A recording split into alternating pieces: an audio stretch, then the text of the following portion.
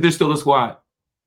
Well, it's funny you ask, because we were always a group of freshmen that had a lot in common in our struggles and hopes and aspirations, and that formed a friendship. It wasn't like a group, a formal, like something that you need to get inducted into.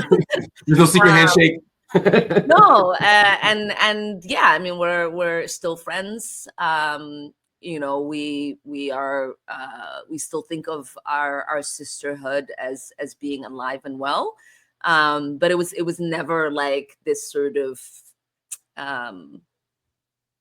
like a formal grouping of any sort. And we represent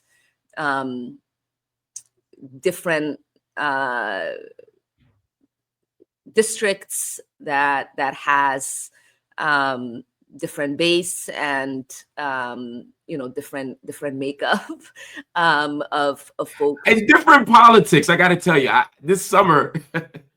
and yes, I mean, in some ways, I think our origin stories are also very, very different.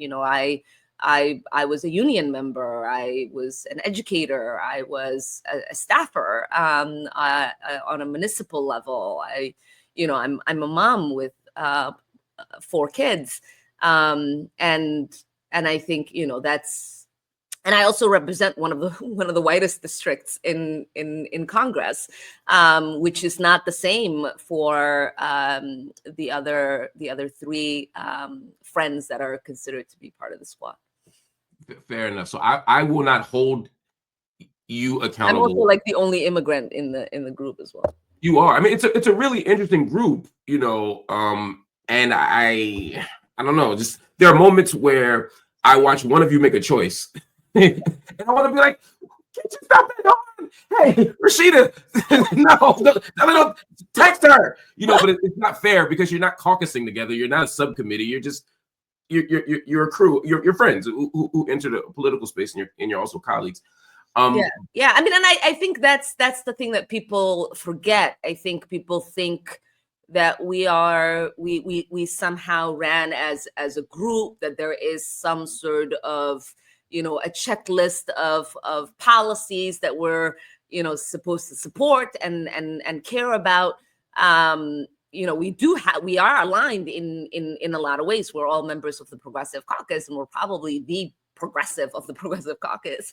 Right. But we all have our ways of approaching policies. We all have things that move us according to the lived experiences that we have, and things that are important to the people that we represent, to our own families, to and I think when people judge us together, it creates a dynamic that is not healthy for our friendship, and it's not healthy for our supporters, because it's creating an expectation that we don't have of each other, that nobody should have of us, and that we didn't put out there. It's just like people have created their own reality of who we are supposed to be and who we are, and that's just not the case. Like I know and love and live foreign policy. That is not true for a lot of members of Congress, and where people are like, why isn't such and such like saying this because you hang out with them?